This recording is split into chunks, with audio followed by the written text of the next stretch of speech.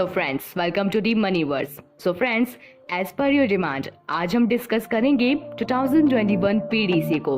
NASA ने हाल ही में 2021 PDC का इम्पैक्ट सिनेरियो बनाया है, जिसमें ये बताया गया है कि ये आने वाले 6 महीनों में हमारी धरती के बहुत करीब आएगा एंड ये यूरोप के कहीं आसपास गिर सकता है एंड इसके हमारी धरती से टकराने के चांसेस सिर्फ 5% है। बट जैसे जैसे ये हमारी धरती के करीब आता जाएगा, इसके टकराने के चांसेस इंक्रीज हो जाएंगे। पर दोस्तों, ये सिर्फ एक कल्पना है, यानी नासा ने 2021 पीडीसी के टकराव को काल्पनिक रूप से डिस्कस किया है। चलिए इसे और डिटेल में समझते हैं। पीडीसी का फुल फॉर्म है प्लैनेटरी डिफेंस कॉन्फ्रेंस, यानी कि 2021 पीडीसी को हम 2021 प्लैनेटरी डिफेंस कॉन्फ्रेंस कहेंगे, यानी कि ये कोई एस्ट्रॉइड नहीं है। You can see here NASA JPL asteroid list में इस नाम का कोई एस्ट्रॉइड नहीं है। आप यहाँ भी देख सकते हैं, नासा ने क्लियरली मेंशन किया है कि 2021 पीडीसी रियल नहीं है, ये सिर्फ एक कल्पना है। अब आते हैं मेन पॉइंट पे कि आखिर नासा ने एक एस्ट्रॉइड के टकराव की कल्पना क्यों की है। नासा के वैज्ञानिकों ने कुछ हफ्तों पहले एक डिबेट किया था कि अगर कोई बहुत बड़ा एस्ट्रॉइड आने वाले 6 महीनों में हमारी धरती से टकराने वाला हो तो हम उससे बचने के लिए क्या कर सकते हैं। इस डिबेट में उन्होंने यूरोप और US के कुछ एक्सपर्ट्स को भी शामिल किया। डिस्कशन के बाद उन्होंने सबको 1 हफ्ते का टाइम दिया कि वो इसका सॉल्यूशन ढूंढे कि हमारी धरती को हम 6 महीने बाद आने वाले इस काल्पनिक एस्ट्रॉइड से कैसे बचा सकते हैं।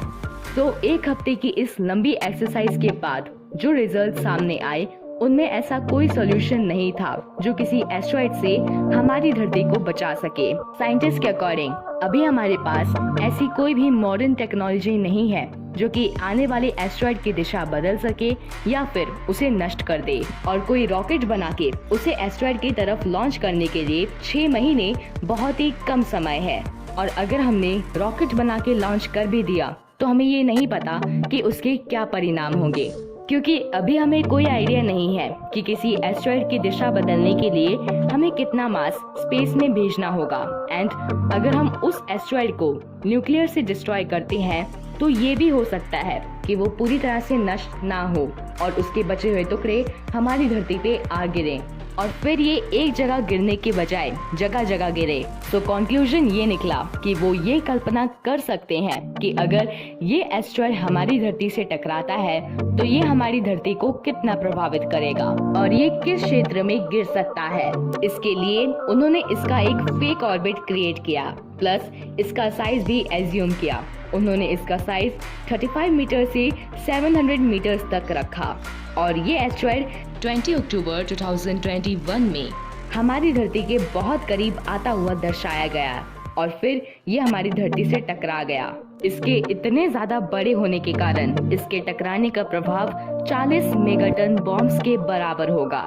ये एस्ट्रॉइड यूरोप में गिरेगा और नॉर्थ अफ्रीका के कुछ हिस्सों को प्रभावित भी करेगा। जितना भी आपको ये लाल क्षेत्र दिखाई दे रहा है, ये धरती के इस क्षेत्र को बुरी तरह से प्रभावित करेगा। वेल दोस्तों, अगर आपको अभी भी ये लग रहा है कि ये एस्ट्रॉइड रियल है और ये हमारी धरती से टकराएगा, सो यहाँ आप नासा की वेबसाइट पे पढ़ सकते हैं। यहाँ नासा ने क्लियरली लिखा है कि this web page does not describe real potential impact, यानी ये असली एस्ट्रॉइड का इम्पैक्ट नहीं है। The information on this page is fictional and provided only to support an emergency response, यानी ये सब कल्पना इसलिए की गई है ताकि अगर कोई एस्ट्रॉइड 6 महीने में हमारी धरती से टकराने वाला हो तो हम क्या करेंगे। सो कंक्लूजन ये निकला है कि 6 महीने में हम उसे डिस्ट्रॉय तो नहीं कर पाएंगे, पर जहाँ उसके गिरने की संभावनाएं हो उस जगह का पता लगा के उस क्षेत्र को खाली कर सकते हैं। हमारे पास अभी फिलहाल यही एक ऑप्शन है। सो आई होप आपको 2021 पीडीसी समझ में आ गया होगा। अगर आपको इससे जुड़े और भी कोई डाउट्स हैं तो आप कमेंट सेक्शन में पूछ सकते हैं। एंड अगर आपको इसके अलावा कोई क्वेरी है so let me know in the comment section.